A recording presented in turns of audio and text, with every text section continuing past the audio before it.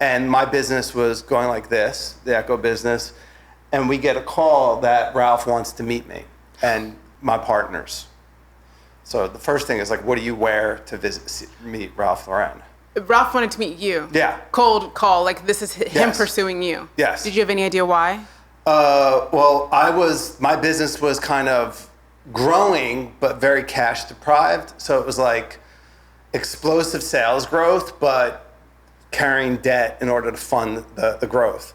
So I was kind of flirting with the marketplace for partners.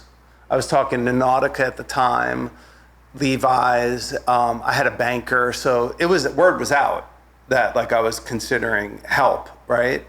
When I say the royal we, me and my partners, my twin sister Marcy and my good partner Seth Gertzberg, who was my partner in the Ecko business.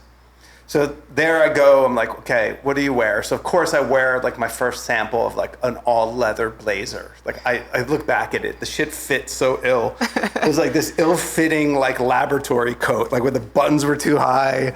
And I had a licensee that was making the jackets for me, but I had like denim and shell toes. I was on some like, I'm going in like some Run DMC shit, you know, tougher than leather. And like, it doesn't matter. And I was broke, you know, just building the business. And we get in the office and he lives in his office is like this, it's in the mansion, like above the mansion store or whatever, or at least it used to be. And he's in this menagerie of like ephemera and little things. This little Buddy Lee doll, you know, from Lee Jeans, really super fucking creepy. And I look at it and I'm like, it's kind of, I guess, like Metacom or a Bear Brick, you know. I'm like, I guess I relate. And I sit down and Ralph leans back and he's like, do me a favor, stand up. Explain to me what you're wearing. That's what I knew. As soon as I stood up. I was like, I have on my Ecko carpenter jeans and like, this is my leather jacket. I was so proud of it. How old were you? And he's like, that's enough, sit down. And I was like, this is never gonna happen. This deal's never gonna happen. But the one thing that I remember vividly is I brought the prototype to Climate magazine. And I knew I had something good. And I gave it to him.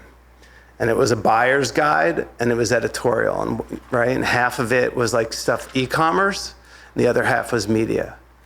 And he's like, you know, my son and I started a magazine, very difficult business, right? He's like, I'm gonna give this back to you. I don't wanna be accused of copying any ideas.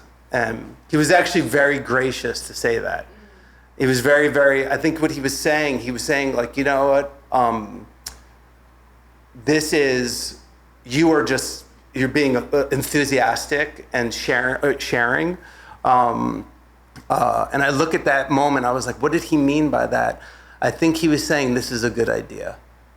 And that's what I took from it. Even though I knew there was no shot of him being a partner on my fashion brand, just based on how he was looking at what I was wearing. Clearly the aesthetic did not pass.